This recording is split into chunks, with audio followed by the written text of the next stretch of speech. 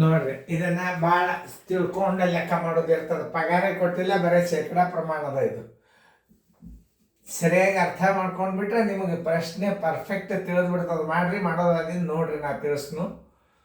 ಮಾಡೋದಾತು ಅಂದರೆ ಮಾಡ್ರಿ, ಮಾಡೋದಾದಿಂದ ನಾ ತಿಳಿಸ್ನು.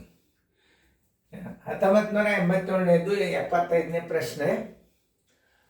ಒಬ್ಬ ಕೆಲಸಗಾರನ ಸಂಬಳವನ್ನು ಶೇಕಡಾ 20ರಷ್ಟು ಕಡಿಮೆ ಮಾಡಲಾಯಿತು. ಅವನ ಪಗಾರ ಕೊಟ್ಟಿಲ್ಲ ಅಂದ್ರೆ ನೀವು ಎಷ್ಟು ತಿಳ್ಕೋಬೇಕು? 100 ಅಂತ ತಿಳ್ಕೋಬೇಕು. ಯಾಕಂದ್ರೆ ಪಗಾರೇ ಕೊಟ್ಟಿಲ್ಲ, ಆದ್ರೆ ಶೇಕಡಾ ಚಿನ್ನ ಕೊಟ್ಟ ಅಂದ್ರೆ ಸಂಬಳ 100 ಅಂತ ತಿಳ್ಕೋಬೇಕು. ಭಿನ್ನ ರಾಶಿ ಇತ್ತಂದ್ರೆ 1 ಅಂತ ತಿಳ್ಕೊರಿ. ಆಮೇಲೆ ದಶಮಾಂಶ ಇದ್ರೆ 1 ಅಂತ ತಿಳ್ಕೊರಿ. 1,000 ಕೊಟ್ಟಿದ್ದಾರೆ, 1/4 ಕಡಿಮೆ ಆಯ್ತಂದ್ರೆ 1/1 1/4 ಕಳೀರಿ.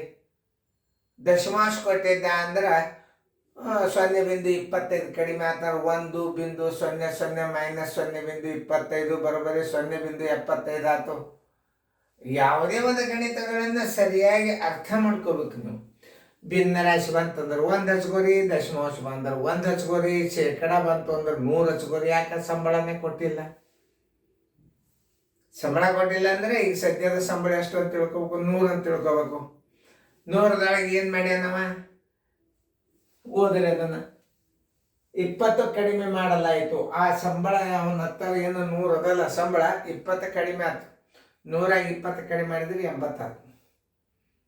ನೋಡಿ, ಶೇಕಡ ಒಟ್ಟು ಪೇಮೆಂಟ್ ಇದ್ರೆ ಮತ್ತೆ ಬೇರೆ ತೆಗಿಲಿಕ್ಕೆ ಬರ್ತದೆ.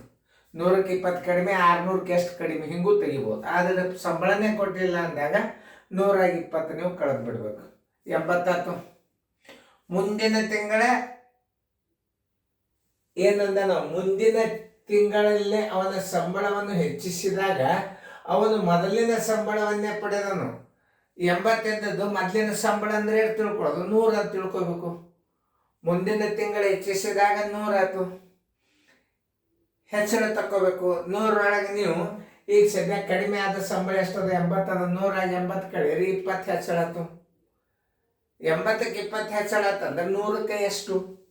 ಏನು ಬಾಯಿಲೇನೆ ಮಾಡ್ಬೋದು. ನೋಡ್ರಿ, ಯಾರು ಬೇಕಾದವ್ರು ಮ್ಯೂಟ್ ಮಾಡ್ರಿ, ನಾ ಹೇಳಿದ್ರಿಂದ. ನೋಡ್ರಿ, ಸಂಬಳ ಈಗ ಸಂಬಳ ಎಷ್ಟು ತಿಳ್ಕೊಬೇಕು ನೋಡ್ರಿ. ಸಂಬಳ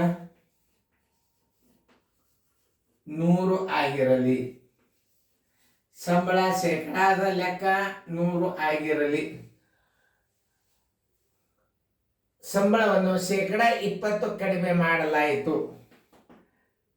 ಕಡಿಮೆಯಾದ ಸಂಬಳ ಬರೋಬರಿ ಕಡಿಮೆ ಆದ ನಂತರ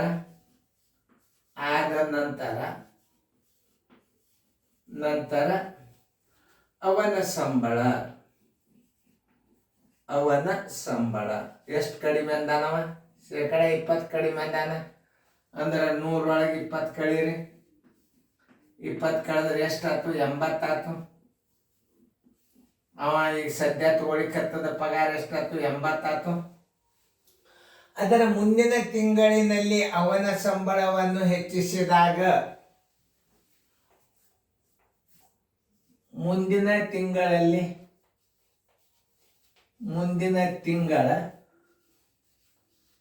ತಿಂಗಳಲ್ಲಿ ಹೆಚ್ಚಿಸಿದಾಗ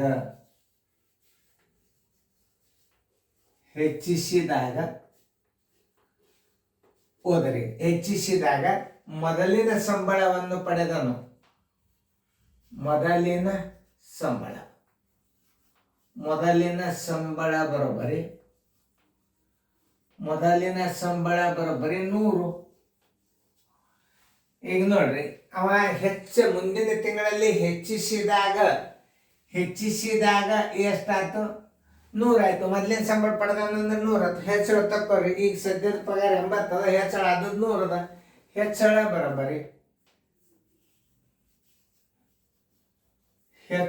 ಬರೋಬ್ಬರಿ ಈಗ ಹೆಚ್ಚಿಸಿದ ಸಂಬಳ 100 ಅದ.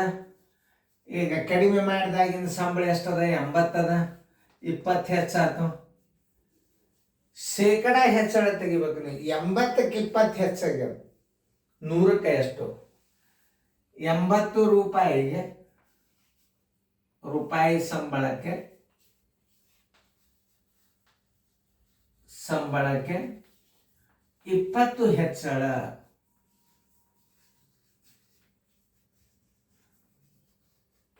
ಅದು 100ಕ್ಕೆ ಎಷ್ಟಾಯ್ತು, ಶೇಕಡಾದಾಗ ಅಂದ್ರೆ ಎಷ್ಟಾಯ್ತು ಅಂದ್ ಕಂಡುಹಿಡಿಯರಂತಾರ.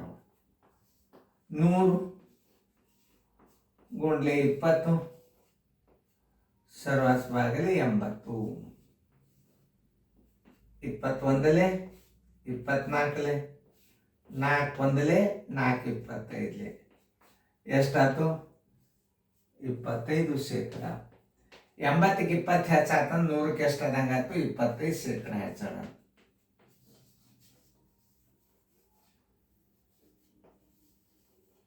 ಉತ್ತರ ಸಂಖ್ಯೆ ಸಿ.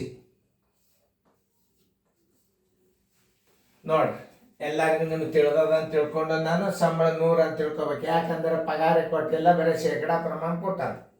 ಸಂಬಳ 100 ಆಗಿರಲಿ, ಕಡಿಮೆ ಆದ ನಂತರ ಅವನ ಸಂಬಳ ಎಷ್ಟು 100 20 ಕಳೆದ್ರೆ 80 ಆಯ್ತು. ಮುಂದಿನ ತಿಂಗಳಲ್ಲಿ ಹೆಚ್ಚಿಸಿದಾಗ ಮೊದಲಿನ ಸಂಬಳ ಅಂದ ನಾವು 100. ಮೊದಲು ನೀವು ತಿಳ್ಕೊಂಡದ್ದು 100 ಸಂಬಳ ಎಷ್ಟು ಹೆಚ್ಚಳ ಆಗ್ಯದ ಅನ್ನೋದು ಗುಪ್ತ ಇಟ್ಟಾನೆ. ಯಾಕೆ ಇಟ್ಟಾನಂದ್ರೆ ಮೊದಲಿನ ಸಂಬಳದಾಗ ಈ ಹಿಂದಿದ್ದು ಸಂಬಳ ಕಳೆದ್ರೆ ಅಂದ್ರೆ ಹೆಚ್ಚಳ ಸಿಗ್ತದೆ. ಅರ್ಥಾತ್ 100 80 ಕಡಿಬೇಕು. ಈಗ ಸದ್ಯ ತಗೊಳ್ಳಿಕತ್ತದ 80. ಹೆಚ್ಚಳ ಆದ ನಂತರ ಮೂಲ ಸಂಬಳ ಇದೆ. ಹೆಚ್ಚಳ ಆದದ್ದು 100, ಈಗ ಸದ್ಯದ ಪಗಾರ 80, 20 ಹೆಚ್ಚಳ. 80ಕ್ಕೆ 20 ಹೆಚ್ಚಾದ್ರೆ 100ಕ್ಕೆ ಎಷ್ಟು, ಅದೇ ಶೇಕಡ ಮಾಡೋದು. ಲೆಕ್ಕ ಕೆಲವೊಂದು ಗಣಿತಗಳನ್ನ ತಿಳ್ಕೊಂಡು ಮಾಡ್ಬೇಕು. 1-2 ಸಲ ನೋಡಿಬಿಟ್ರೆ ಬಂದ್ಬಿಡುತ್ತೆ. 80ಕ್ಕೆ 20 ಹೆಚ್ಚಳ ಆದ್ರೆ 100ಕ್ಕೆ ಎಷ್ಟು, ಅದು ಬರೀ ಶೇಕಡದ ಮೇಲೆ ಇದೆ. ಇದು ಒಂದು ಸಂಬಳ 1000 ಕೊಟ್ಟಿದ್ದ 5000 ಕೊಟ್ಟಿದ್ದ ನೀವು ಉತ್ತರ ಕಂಡು ಹಿಡಿತಿದ್ರಿ, ಅದು ಒಟ್ಟು ಹೆಚ್ಚಳ ಬರ್ತಿತ್ತು. ಈಗ ಶೇಕಡ ಹೆಚ್ಚಳ ಬಂದದ. ಭಾಳ ಪಗಾರ ಕೊಟ್ಟಿದ್ದ ಅಂದ್ರೆ ಒಟ್ಟು ಹೆಚ್ಚಳ ಬರ್ತದ. ಸರಿಯಾಗಿ ಈ ಶೇಕಡ ಲೆಕ್ಕಗಳನ್ನು ಸರಿಯಾಗಿ ಅರ್ಥ ಮಾಡ್ಕೊರಿ. ಚೆನ್ನಾಗಿ ಇನ್ನೊಂದ್ಸಲ ನಾ ಹೆಂಗೆ ತಿಳಿಸೀನಿ ಅನ್ನೋದು ಲಕ್ಷ್ಯ ಕೊಟ್ಟು ನೋಡ್ರಿ. ಚೆನ್ನಾಗಿ ಬಿಡಿಸ್ಕೊರಿ ಫೇರ್ದ.